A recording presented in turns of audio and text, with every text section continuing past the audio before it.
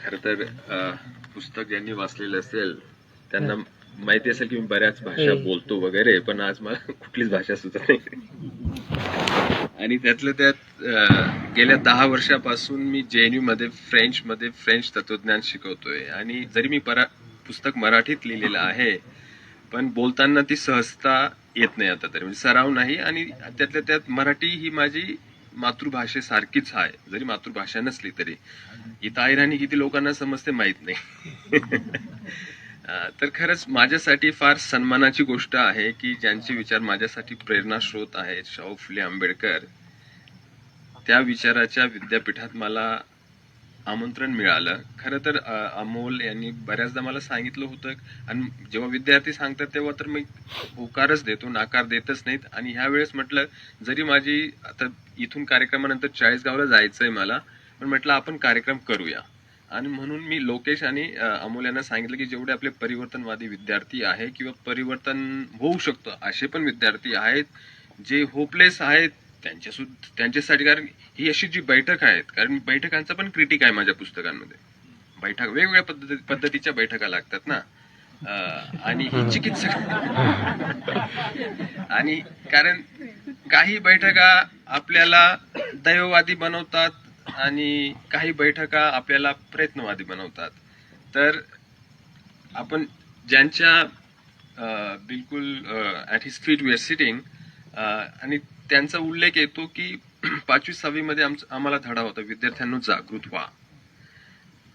आणि त्या शब्दांमध्ये काय सामर्थ्य असतं. कारण मी जेव्हा हे पुस्तक लिहिलं तर मला वाटलं की चला बऱ्यापैकी लिहिलं गेलेलं आहे, पण मला माहिती नव्हतं की हे शब्द तिथपर्यंत पोहोचतील. आणि आज मी काही जे बोलणार आहे की पुस्तकात काय लिहिलं आहे तो बोलण्याचा अधिकार तरी आता माझ्याकडे राहिलेला नाहीये.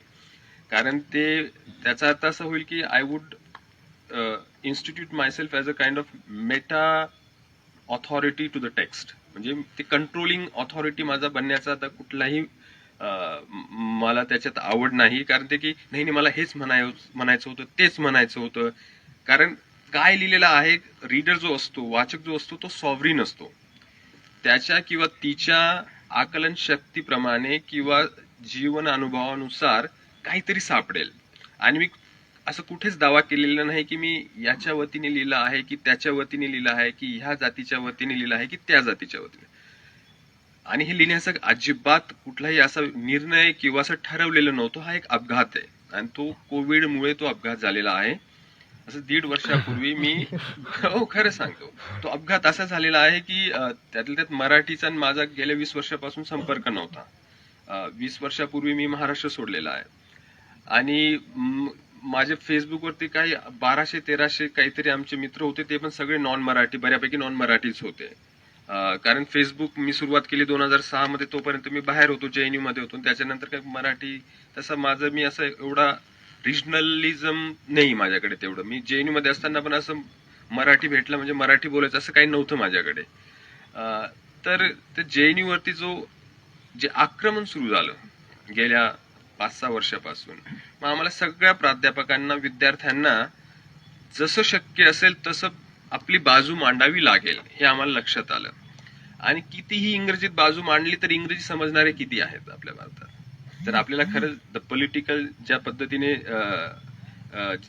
पॉलिटिकल स्पेस कॉन्स्टिट्यूट होत असतं ते भारतीय भाषांमध्ये होत असतं, इंग्रजी भाषांमध्ये होत नसतं एवढं. तर मग इंग्रजीत लिहून काय फायदा. तर मी तेव्हा प्रयत्नपूर्वक लिहायला लागलो मराठीत. सुरुवातीला तकलादू मराठी होती आणि अहिराणीयुक्त मराठी होती वगैरे वगैरे. पण म्हटलं चला, त्याच्यानंतर बरेच आपले मराठी मित्र जुळत गेले. आणि जेव्हा 5 जानेवारी 2020 मध्ये जो हल्ला झाला JNU वरती, तो हल्ला एवढा भीषण होता की माहित नाही पुस्तकात मी कितपत त्याचं डॉक्युमेंटेशन केलेलं आहे, पण तो एकदम गुजरात मॉडेल की UP मॉडेल आम्हाला काहीच कळत नव्हतं.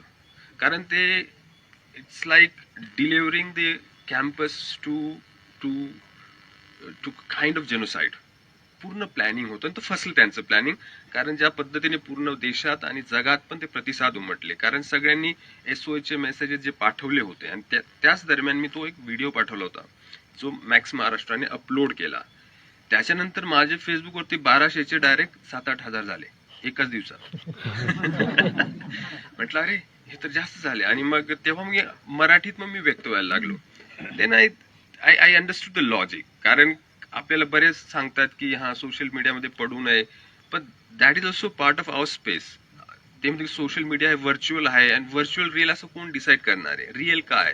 आता तुम्ही मी इथं उभे आहोत, किती रिअल ऍक्सेसिबल आहोत आपण एकमेकांना, याच्याविषयी आपल्याला काही गॅरंटी का नाहीये. फिनॉमिनॉलॉजिकली ऍक्सेसिबल आहोत, न्यूमिनॉलॉजिकली किती accessible in terms of knowledge, की तुमचं मला किती समजतंय, माझं किती तुम्हाला समजतंय, भाषेच्या माध्यमातून आपण एकमेकांना समजतोय. म्हणून हे जे ओव्हर सिम्प्लिफिकेशन असतं ना, की ते व्हर्च्युअल आणि हे रिअल, याच्यात कमी पडत नसतो. कारण कसं sometimes the virtual constitutes the real, आणि असं ते असं ब्लॅक अँड व्हाईट नसतं. म्हणून मी सोशल मीडियाचा करायला लागलो. आणि मग मागच्या वर्षी माझ्या मते कोविड सुरू झाला आणि कॅम्पसच बंद पडलं. मी 1.5 पानांचं माझी एक आठवण, पॅरिसची आठवण सोशल मीडियावरती टाकली, आणि ती एवढी व्हायरल झाली. तर मला लगेच आमचे जे दिलीप चव्हाण मित्र आहेत पुण्याचे, ते तू लिहत जा म्हणे.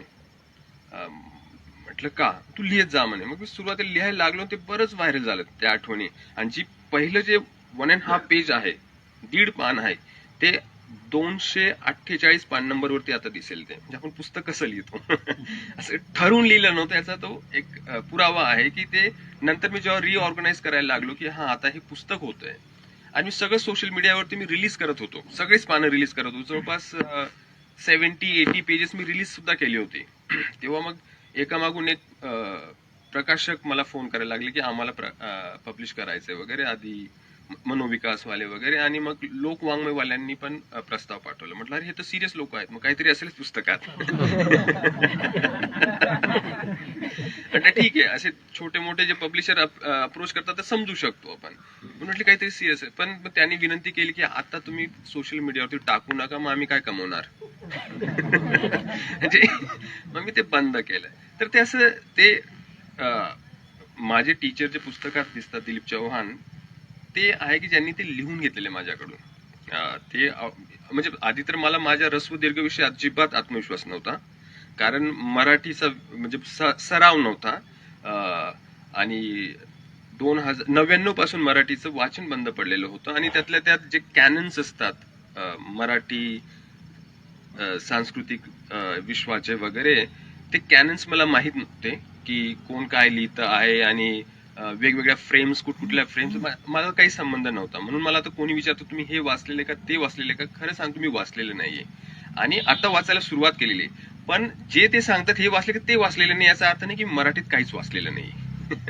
मराठीत मला जे वाचायचं ते वाचत राहतो मी. म्हणजे मी सरांची पुस्तकं वाचलेली आहेत, साळुंके सरांची पुस्तकं वाचलेली आहेत, ठीक आहे, कॉम्रेड शरद पाटलांचे पुस्तकं वाचलेली आहेत. जे मला ते नाही सांगतो तुम्ही हे वाचलेले का, ते सांगतात मग तुम्ही हे वाचले, मग ते नाही वाचलेलं मी. आता हे फार महत्वाचं असतं. असं नाही की मी अजिबातच मराठी वाचलेलं नाही.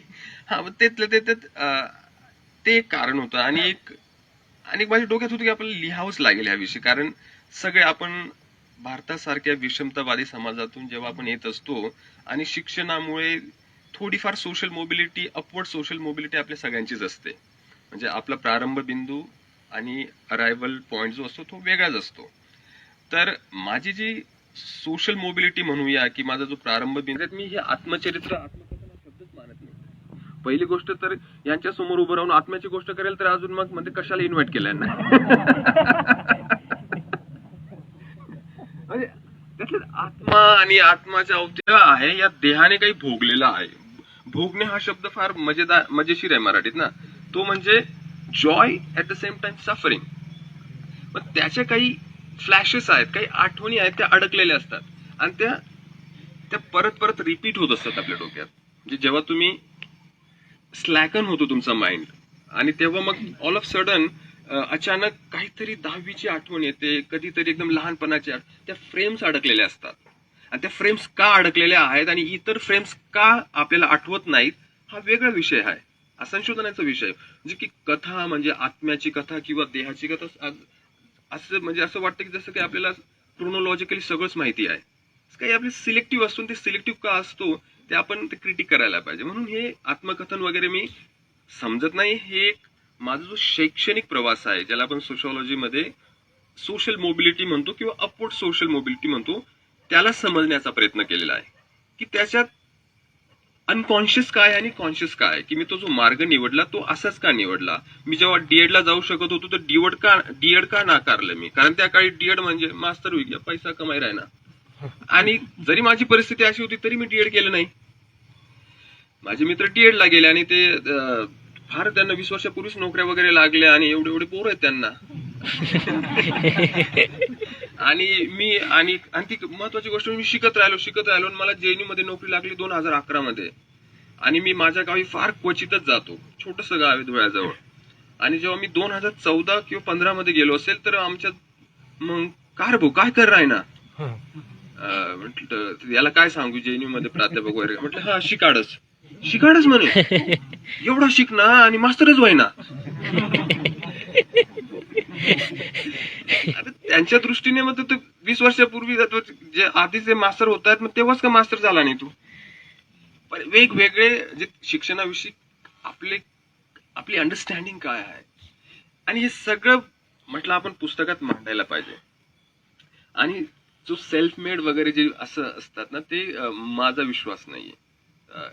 कारण आपल्या जडणघडणीत किंवा आपल्या प्रवासात 2 घटक असतात, एक वस्तुनिष्ठ घटक आणि व्यक्तिनिष्ठ घटक. ठीक आहे. आणि ज्याला सोशॉलॉजीमध्ये म्हणतो आपण ऑब्जेक्टिव्ह कंडिशन्स आणि सब्जेक्टिव्ह कंडिशन्स. जरी मला वेळोवेळी त्या ऑब्जेक्टिव्ह कंडिशन्स किंवा त्या भौतिक सुविधा मिळाल्या नसतात, जैन सारख्या किंवा इफ्लू सारख्या किंवा जेएनयू सारख्या किंवा फ्रान्स सारख्या, मी कितीही सांगितलं असतं की मी सकाळी 5 वाजता उठून थंड्या पाण्याने आंघोळ करतो, मी केलं असतं. कशाला केलं असतं? त्याच्यासाठी जेएनयू लागते तुम्हाला. काही कशाला कोणाला स्टोरी सांगायच्या नाही, मी सकाळी उठायचो 5 वाजताच उठायचो नाही, 5 वाजेपर्यंत अभ्यास करायचो मी. आणि वाटलं हे जे असतं ना, ते काहीतरी रिजिमेंटेशन. आणि त्याच्यात काय असतं की जे ऑब्जेक्टिव्ह कंडिशन्स असतात ना, ज्या भौतिक सुविधा असतात, त्यांना डिलीट करून ते फक्त सब्जेक्टिव्ह कंडिशन्स वरती भर देतात, म्हणजे व्यक्तिनिष्ठ घटकांवरती. तर मी कसा मग महान, मी करू शकलो, मग तुम्ही का करत नाही. पण तू ऑब्जेक्टिव्ह कंडिशन सांगत नाही ना.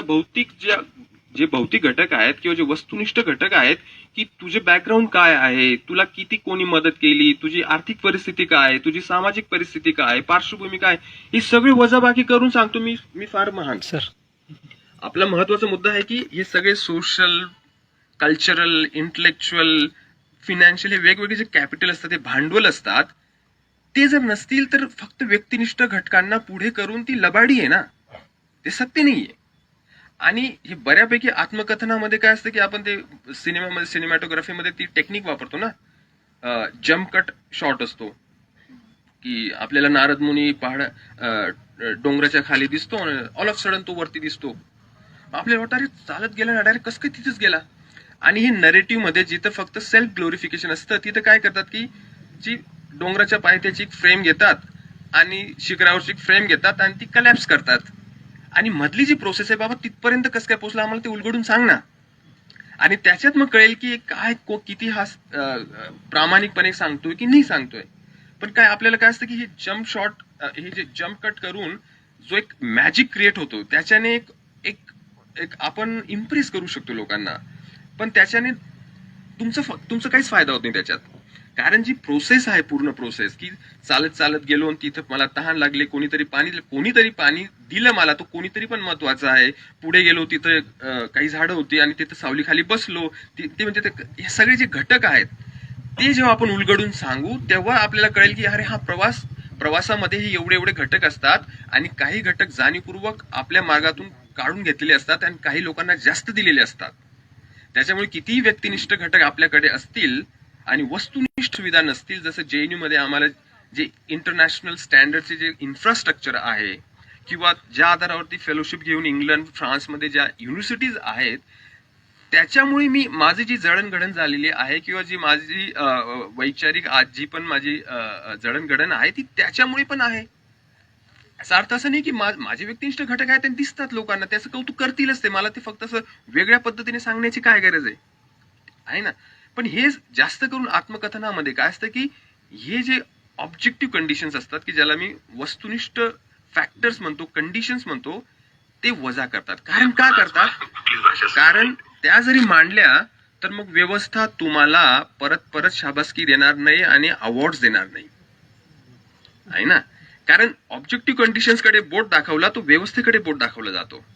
आणि तुम्ही जर व्यवस्थेकडे बोट दाखवला मग ते आपले विद्यार्थी वगैरे सारखे वाचत सुटतील, पण तरी पण मेन स्ट्रीम न्यूज पेपरने अजून सुद्धा माझ्या पुस्तकाची दखल घेतलेली नाही. माझ्या जागी कोणी लिमय चिमयने लिहिलं असतं तर भराभर लोकसत्ता भराभर लिहिलं असतं त्यांनी. हो, मी सांगतो. म्हटलं अरे बाबांनो, मला माहिती मी काय लिहिलंय. जेव्हा रावसाहेब कसबे फोन करतात की म्हणे मी शरद बाविस्कर सरांशी बोलतोय का, मला मला विश्वास नाही बसला की रावसाहेब कसबे सारखे ज्यांचं लिखाण वाचून आम्हाला एक मार्गदर्शन मिळालेलं ते फोन करतात. म्हटलं सर हो बोला, कारण त्यांचं तर मी वाचलेलंच होतं. बोला सर म्हटलं. म्हणे काय बोलू म्हणे. म्हणजे ही जी पावती मिळते, पण व्यवस्थेत जे बसलेले आहेत त्यांना तरी आपलं काम दिसणारच नाही. खरा संकेत काय असतो? आयडियल सोसायटीमध्ये, आदर्शवादी सोसायटी समाजात काय असतो की एकदा तुम्ही पुस्तक लिहिलं ना, तुम्ही गप्प बसायचं, बोलायला सुद्धा नको. हा आदर्शवादी समाजाचा संकेत असतो. पण आपला समाज आदर्शवादी नाहीच ना. ऑलरेडी त्यांनी गप्पच बसवलेले, अजून किती गप्प बसणार आहोत? म्हणजे आपल्याला सांगतील हा आता मग चला लेखकाने पुस्तक लिहिलं ना, आता त्याने गप्प बसव. अरे तो आदर्शवादी समाजाचा संकेत आहे बाबांनो. आम्ही तर गप्प बसलो ना तर तुम्हाला ते सोयीस्करच आहे. आम्ही बोलू, सोशल मीडियामध्ये लिहू सुद्धा, आणि मग ते हळूहळू येतात ते बरोबर. जसं कारण certain things are beyond their purview. ते सुरुवातीला प्रयत्न करतात. व्यवस्थात्मक जे घटक असतात ना ते फार विचित्र असतात आणि त्याचा मला फार जवळून अनुभव आहे. मी व्यवस्थेचा भाग आहे. JNU मध्ये प्राध्यापक असताना व्यवस्थेचा भाग असतो माणूस. पण त्यांना नेहमीच भीती असते माझ्यासारख्या व्यक्तीची, कारण ते मला हायजॅक करू शकत नाही. आणि ते कसं असतं की कोणीही असं संघर्ष करून पण व्यवस्थेपर्यंत पोहोचतो ना, तर बऱ्यापैकी पियर बुर्दे म्हणतो की ते सिस्टमच्याच खेळात सामील होऊन जातात. ते सिस्टम मध्ये काय चालू आहे, की विद्यार्थ्यांना पण कसं कॉर्नर केलं जातं, प्राध्यापक लोकांमधलं कसं, म्हणजे त्यांचे पण न्यूनगंड काय असतात. आणि जसं मी माझ्या पुस्तकात लिहिलं आहे की बऱ्यापैकी म्हणजे मला तर चांगले प्राध्यापक अपवादानेच सापडतात. म्हणजे मी जरी प्राध्यापक ह्या कम्युनिटीचाच भाग असलो तरी मी त्यांना बिट्रे करतोय. कारण बऱ्यापैकी 10 मधून 5-6 तर असे असतात, त्यांना जर प्रामाणिकपणे विचारलं बाबा शेवटचं चांगलं पुस्तक काय वाचलं किंवा शेवटचं चांगलं टेक्स्ट काय वाचलं, ते म्हणतील अपॉइंटमेंट लेटर. त्याच्यानंतर काय असतं, त्याच पिवळ्या नोट्स पडलेल्या असतात आणि त्याच रिपीट करतात. ते म्हणजे मराठवाडा, डॉक्टर बाबासाहेब आंबेडकर मराठवाडा विद्यापीठ, असे काही क्वचित जागा असतील की तिथं जे सिलेबस असतं ते रिफ्रेश केलं जातं आणि न्यू रिडिंग्स दिल्या जातात. पण आपले जे महाविद्यालय वगैरे असतात त्यांची काय परिस्थिती असेल आणि कसं काय ते शिक्षित होते. म्हणजे आपण जी चिकित्सा अपेक्षित असते विद्यार्थ्यांकडून, ती चिकित्सा जर शिक्षकांमध्येच नसेल तर त्यांच्याकडून कुठून चिकित्सा असणार आहे. शिक्षण व्यवस्थेचा आपण क्रिटिक आहे. तर वेगवेगळे पैलू आहेत. पण माझा जो लिहिण्याचा जो उद्देश होता की ही जी प्रोसेस आहे ती, माझा जो व्हॅन्टेज पॉइंट आहे, माझी जी ट्रेनिंग आहे तत्वज्ञानातली किंवा वेगवेगळ्या डिसिप्लिनची, ती उलगडून सांगायची. हे फार जोखमीचं काम होतं. मला सगळ्यांनीच, म्हणजे मी ज्या पद्धतीने फ्रेंच साहित्यातले किंवा इतर ऑटोबायोग्राफीज वाचले असतात की माझ्यासारख्या व्यक्तीने जो JNUच्या राजकारणात सक्रिय आहे सध्या, त्याच्यावरती तर टपूनच बसलेले असतात हा कुठे मिस्टेक करतो. आणि असं ऑटोबायोग्राफी सारखं काम लिहिणं तर मग तिथं तर पावली घसरण्याची शक्यता पण असते. विचार करा, ही जोखीम सारखी ना. म्हणजे आता कोणीतरी रिव्ह्यू लिहिला होता आपल्याच एका मित्राने की एका पानाचं जरी सोशल मीडियावरती फेसबुकवरती काहीतरी स्वतःविषयी लिहायला सांगितलं तर किती घसरतो माणूस. तर 350 पानांची कसरत. मी फक्त सेल्फ हा फक्त एक सिग्निफायर आहे. सेल्फ असं सेल्फ ॲटमाइज सेल्फ मध्ये माझा विश्वास नाही की असं सेल्फ, जसं सरांनी सांगितलं की सेल्फ मेड सेल्फ, असा ॲटमाइज सेल्फ नसतो. आपण एका सोशल स्पेसचा आपण ते कॉन्स्टिट्यूशन असतो आणि आपल्याला मर्यादा असतात ते समजण्याची सुद्धा. आणि खरं शिक्षण तेच असतं जे आपल्याला ती स्पेस अवेलेबल करून देते की ज्या आपण गुहा जीवनातून येतोय, आपण जे जीवन जगतोय, ज्या समाजातून येतो, ज्या गावातून येतो, ते गुहा जीवन आहे.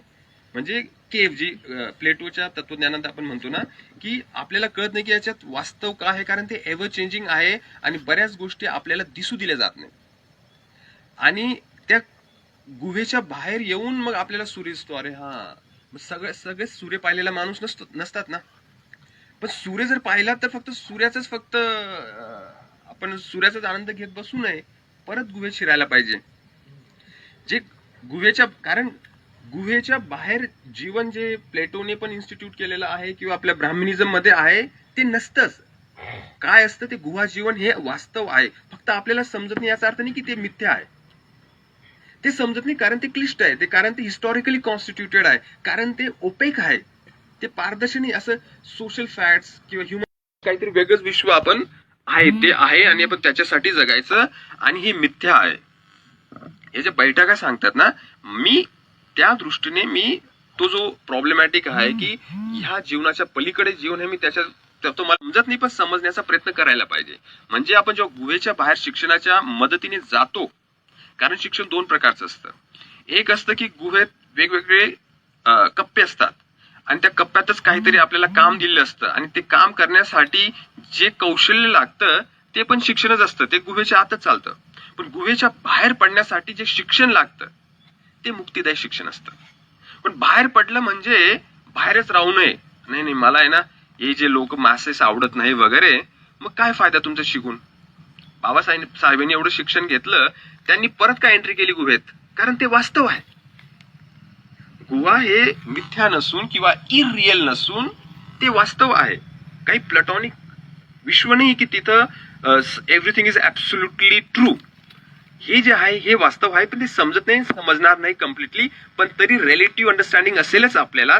त्याच्यासाठी आपण प्रयत्नवादी असायला पाहिजे. म्हणून जेव्हा आपण गुहेच्या बाहेर जातो शिक्षणाच्या मदतीने आणि परत गुहेत शिरतो, ते परत शिरणं त्याला पॉलिटिकल फिलॉसॉफी मध्ये आपण म्हणतो पॉलिटिकल मोमेंट. आपल्या जीवनात किती वेळा तो पॉलिटिकल मोमेंट येतो की आपल्याला समजलेलं आहे पण आपण ते डिस्टन्स मेंटेन करण्याच्या ऐवजी, कारण ते सोपं असतं, समजलं पण मला काय लोकांशी मला भेटायला आवडत नाही, बोलायला आवडत नाही, कारण मी फार बुद्धिजीवी झालेलो आहे. आणि सापडतील तुम्हाला. त्यांना वाटतं की हा आता मला गुहा समजलेली आहे आणि हे लोक यांच्यासोबत मला काय राहायला आवडत नाही, आणि ते नेहमीच असं गांभीर्य वगैरे ठेवून वगैरे असं जगतात ते, आणि असं एकदम डिस्टन्स असतं. म्हणजे बोलली की लगेच असं काहीतरी एटीएम सारखे 200-300 रुपये पडतील की काय, हा जो प्रकार आहे. म्हणजे हे जे जरी खरं नॉलेज जरी असेल ना तर तो जीवनात असं ते जडत्व येत नसतं. खऱ्या ज्ञानाने जडत्व येत नसतं. जडत्व कशाने येत असतं? कॉन्स्टिपेशन येत असतं. म्हणजे जिरलेलं नाही तुम्हाला ते नॉलेज आहे ना.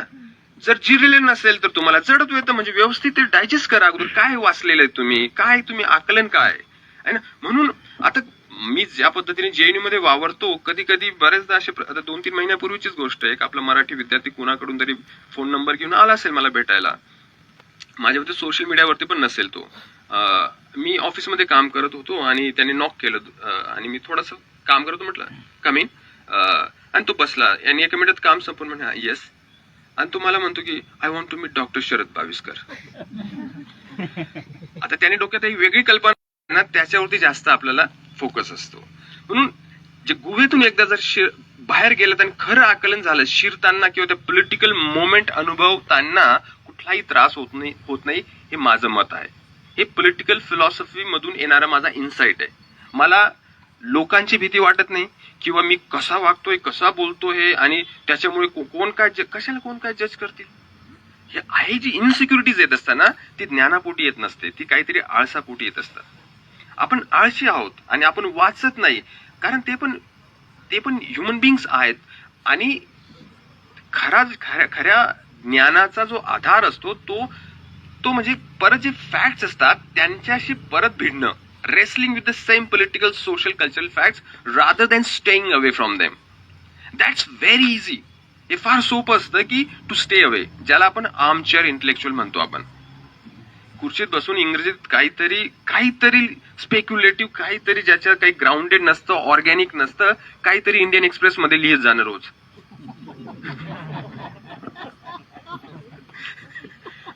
आमच्यासाठी कॉलम लिहा म्हणे. ठीक आहे म्हटलं, कॉलम म्हटलं मला जेव्हा हुक्की येते तेव्हा मी सोशल मीडियावरती काहीतरी लिहितो, वाचत राहतो म्हटलं. आणि आता आता जसं सरांनी किंवा बरेच आपले माझ्यासाठी उमेश बगाडे सर झाले किंवा अजून आता बरेच आता जे ऑनेस्ट आहेत, क्रिटिक आहे, त्यांचं माझ्यावरती प्रेम आहे, मला माहिती आहे, आणि ते प्रेमापोटी मला सांगतील सुद्धा, पण हे काय बरोबर वाटत नाही असं मला कल्पना आहे. ठीक आहे, त्यांनी सांगितलं की नाही. आता ते कसं की त्यांना मी जेव्हा विचारतोय की त्यांना विचारत असताना मी माझं एपिस्टेमॉलॉजिकल ऑटोनॉमी विसरत नसतो, याचा अर्थ ते पण नाही, पण तरी पण क्रॉस चेक करणं महत्वाचं असतं. कारण आपण कम्पिटिंग रिझन्स या फ्रेमवर्क मध्ये जेव्हा काम करतो की आपण वेगवेगळे रिझन्स आहोत, आणि जे कम्पिटिंग रिझन्स आहेत प्रत्येक रिझनची विचार करण्याची आपली जी क्षमता असते ती ऑटोनॉमस असते. म्हणजे जी हायरार्किकल फ्रेमवर्क मध्ये विचारण्याचा माझा हे नसतो, पण आपल्याला माहिती आहे की ह्या व्यक्तीचा तेवढा आवाका आहे, त्यांचं मत असं असेल. ठीक आहे, तर त्या दृष्टीने मग मी हे पुस्तक लिहिलेलं आहे. म्हणून मी पुस्तकात काय लिहिलं आहे याच्याविषयी भाष्य करणं जवळजवळ टाळतोच. कोणाला काही दिसू शकतो, कोणाला पूर्ण एक विशिष्ट समाजाचं ते एक प्रतिबिंब दिसतं, तसा मी जर दावा केला तर तो दांभिक असेल. कारण तो माझं कसं की मला जे दिसलं, जे अनुभवलं, आणि त्यातल्या त्यात जे अनुभवलं ते मला किती समजलं, हा पण एक चिकित्सेचा विषय आहे. कारण आपण जेवढं जगतो, म्हणजे ज्याला सेन्सेशन म्हणतो आपण, फ्रेंच मध्ये शब्द आहे सॉन्सिबल आणि इंटेलिजिबल. इंटेलिजिबल जिथून इंटेलिजन्स हा शब्द येतो, सॉन्सिबल जिथून सेन्सेशन, सगळे फ्रेंच शब्द आहेत पण इंग्रजीमध्ये आलेले आहेत. ते आपल्याला असं वाटतं की इंग्रजीमधून फ्रेंच मध्ये आलेले असतील, पण प्रवास वेगळा आहे. ते फ्रेंच शब्द आहेत, आणि फ्रेंच लोकांनी बऱ्या 200-300 वर्ष इंग्रजांवरती पण राज्य केलेलं आहे, म्हणून ते त्यांची ती पुस्तकात ते आलेलं आहे. तर म्हणजे फ्रान्सचा सरदार इंग्लंडचा राजा होता. जो नॉर्मँडी हा जो रिजन आहे फ्रान्सचा, तो फ्रेंच लॉर्ड होता, पण तो असं चला आपण इंग्लिश चॅनल क्रॉस करूया आणि तो जिंकतो. आणि ती बॅटल ऑफ हेस्टिंग नावाची जी आहे 1066 मध्ये, त्याच्यानंतर फ्रेंच भाषा तिथे ऑफिशियल लँग्वेज बनते. म्हणून जॉफ्री चौसर आधी इटालियन मध्ये लिहितो, नंतर फ्रेंच मध्ये लिहितो, नंतर इंग्लिश मध्ये लिहितो. Father of English literature Geoffrey Chaucer, he writes in French and in English. तर हे वेगवेगळे म्हणून सांगतो की तुम्ही, म्हणजे आता जसं माझा मित्र संतोष सुरोडकर, मी जेव्हा इथं आलो मला त्याची आठवण झाली, कारण तो इथून शिकून जेएनयूला आलेला होता, आणि मला तो ह्या विद्यापीठाच्या बऱ्याच कहाण्या सांगायचा. तर मला त्याची आठवण आली की म्हटलं अरे त्याला फोन करून सांगावं लागेल की मी तुझ्या विद्यापीठात गेलो होतो. कारण हे जसं मी 6-7 विद्यापीठ वेगवेगळे अनुभवलेले आहेत.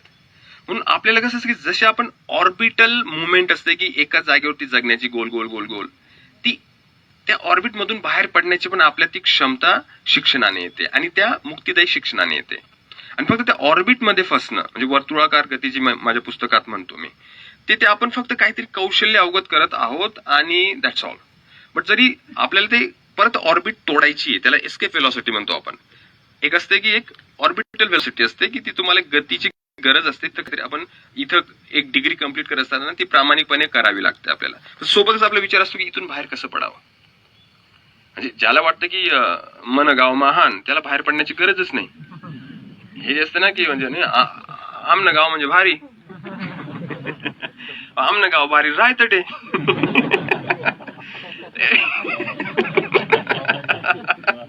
आणि हे विचित्र हा वेगळा.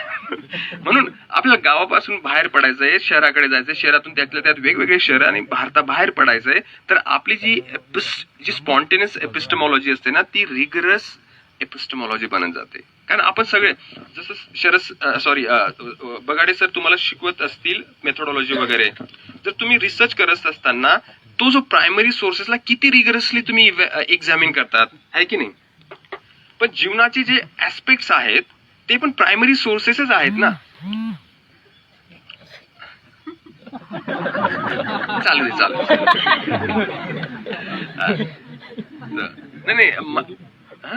घ्या नाही, मी फक्त रॅन्डमली काही गोष्टी सांगतोय पुस्तकाविषयी. पुस्तकाच्या आत काय आहे ते सांगत नाहीये, पण असं का लिहिलं, बरेच कारण आहेत, आणि वेगवेगळ्या ठिकाणी वेगवेगळी कारण देत जातो, बदलत जातो कारण मी. पण हेच हो नाही, हे म्हणजे सगळे कारण बरोबरच आहे, पण एक अल्टिमेट त्याला रिझन नाही. कारण मला माहित नाही की अल्टिमेट रिझन का लिहिलं, पण एक महत्वाचं आहे की मला माहिती होतं की माझ्याकडे एक स्टोरी आहे, हे मला माहिती होतं. पण ती कशी प्रोसेस करायची हा प्रश्न होता, आणि ती केव्हा करायची हा तिसरा प्रश्न होता. आणि केव्हा करायची मला वाटलं तसं 60s 70s वगैरेची वाट पाहिली असती तर परत मला जी अटगळ आहे ती समृद्ध वाटायला लागली असती तेव्हा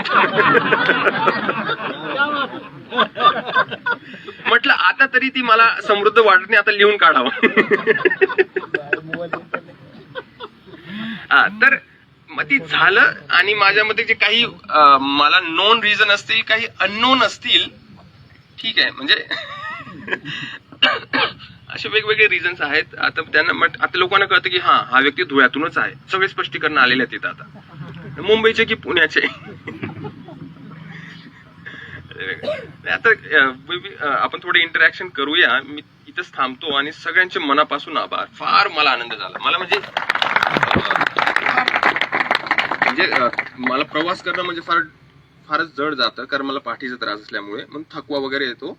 माझं थोडंसं स्पाईनचा प्रॉब्लेम आहे, पण म्हटलं चला आपण याच्या निमित्ताने जाऊ. आता जरी यांनी कोणी दखल घेतली नसेल, पण विद्यार्थी एवढी दखल घेत आहेत पुस्तकाची, विद्यार्थीच नव्हे तर मला असे कॉल येत आहेत. जेव्हा रंगनाथ पठारे सरांचा कॉल आला तेव्हा म्हणजे मी रंगनाथ पठारे बोलतोय, आणि तेव्हा मी त्यांचं खरंच वाचलेलं नव्हतं, आणि असे कुमार केतकरांचे मेसेजेस वगैरे असे, तेव्हा मला वाटलं की हा म्हणजे आता हे जाते.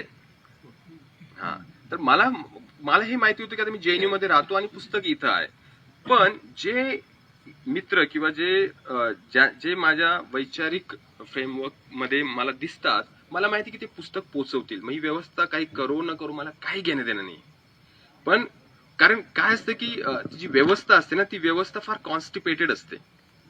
एक असतं की जो एक इंटेलेक्च्युअल सिक्युरिटी असते, तिथे जर तुम्हाला जे चांगलं वाटेल ना, तुम्ही सर मला फार चांगलं आहे आणि तुम्ही म्हणाल.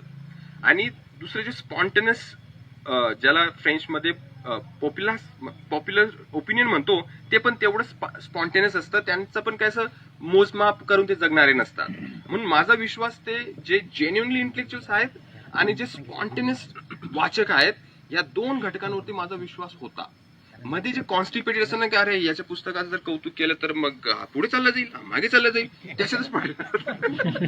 म्हटलं कसं होईल बाबा, तुम्ही राजकीय पॉलिटिकल फिलॉसॉफी शिकवतो. आय नो यू पीपल, तुमच्या मर्यादा आहेत त्या, ठीक आहे. आणि माझे मित्र कोण आहेत ते पण मी ओळखतो. मग तुम्ही काहीतरी लिहाल आणि तेव्हाच काहीतरी होणार आहे का?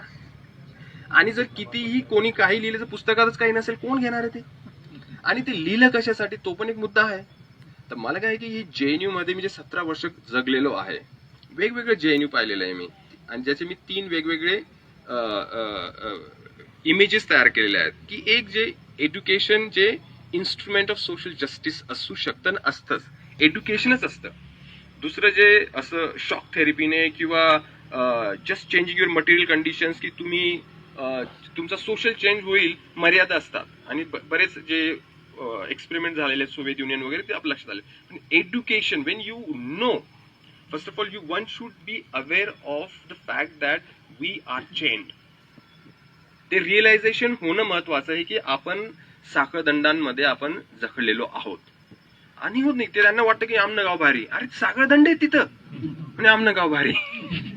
आणि मग ते रिअलायझेशन ती पूर्वअट आहे. त्याच्यानंतर दुसरे आहे की मग प्रयत्न आपल्याला ते, आणि खरं जे एज्युकेशन असतं, शिक्षण असतं, ते असं रेव्हेलेशन नसतं, साक्षात्कार नसतो, ते प्रोग्रेसिव्ह असतं. म्हणजे एका क्षणी मला तेव्हाच कळलं होतं की मी IPS होणार आहे. मग ते शिक्षण नसेल, ते काहीतरी असेल. शिक्षण हे असं इन वन गो समजत नसतं, ते इन्फिनिट प्रोसेस असतं ते. आणि ते कारण लिबर्टी, अन्ना अरेंट जी पॉलिटिकल थिंकर आहे, ती स्वातंत्र्याचे 2 शब्द तिच्याकडे, एक आहे लिबर्टी आणि फ्रीडम. लिबर्टी आणि फ्रीडम हे वेगवेगळ्या गोष्टी असतात. लिबर्टी म्हणजे ही स्टेटची जबाबदारी असते to create the liberating conditions. म्हणजे जेव्हा मी वस्तुनिष्ठ घटकांचा जेव्हा मी उल्लेख केला, किंवा ऑब्जेक्टिव्ह कंडिशन्स क्रिएट करायला पाहिजे, विद्यार्थ्यांना चांगलं हॉस्टेल असायला पाहिजे, आणि तिथं जास्त बनियागिरी दाखवायला नको पाहिजे की एवढी फेलोशिप दिली आणि एक लॉस होतोय. तुम्ही कोण आहेत मोजणारे? सोशल स्पेंडिंगचा अर्थ काय लोकांना काहीच माहिती नाही. सोशल स्पेंडिंगचा ब्रॉडर मिनिंग काय काहीच माहिती नाही. ते मोजमाप करतात की हे टॅक्स पेअरचा मनी वगैरे. अरे काय काय लावलंय तुम्ही यांना? काही शिक्षण म्हणजे काहीच. हे स्टेटची जबाबदारी आहे की लिबर्टी देणं. फ्रीडम देत नसतं स्टेट. फ्रीडम ही प्रत्येक व्यक्तीची समज असते ती. म्हणून अना अरेंट जे आहे पॉलिटिकल थिंकर, त्यांच्या ह्याच्यात liberty it's a negative thing in a sense that it creates isonomia, space of equality. म्हणजे आपण ह्या विद्यापीठात जेव्हा शिरतो, काही प्रमाणात का असेना inequalities must be suspended at the entrance itself. इथं म्हणजे भौतिकदृष्ट्या सगळ्यांना समान सुविधा मिळायला पाहिजे. त्याला लिबरेटिंग कंडिशन म्हणतो आपण, त्याला लिबर्टी म्हणतो. लिबर्टी स्टेट देतं, फ्रीडम स्टेट देत नसतं की आम्हाला यांनी फ्रीडम दिला. फ्रीडम ही प्रत्येकाची वस्तुनिष्ठ ती मानसिकता असते. म्हणून हे जे दोन शब्द असतात त्यांचे दोन वेगळे असतात. Liberty comes from objective conditions offered by the state, आणि फ्रीडम असतं ते सब्जेक्टिव्ह कंडिशन्स म्हणजे व्यक्तिनिष्ठ घटकामधून येणारी जे भान असतं की मी काहीतरी आहे, मी स्वतःला समजण्याचा प्रयत्न करेन, ते फ्रीडम असतं. म्हणून नाही नाही नाही, माझा नवरा पण फार शिकलेला आहे आणि तो मला पूर्ण स्वातंत्र्य देतो. अरे तो थोडी देईन स्वातंत्र्य तुला. अगं बया, स्वातंत्र्य दिलं जात नसतं. स्वातंत्र्य देतो, मला पूर्ण स्वातंत्र्य देतो तो, अशी भानगड. कीर्तनकार व्हावं ना, पुरा चान्स आहेत म्हणाला.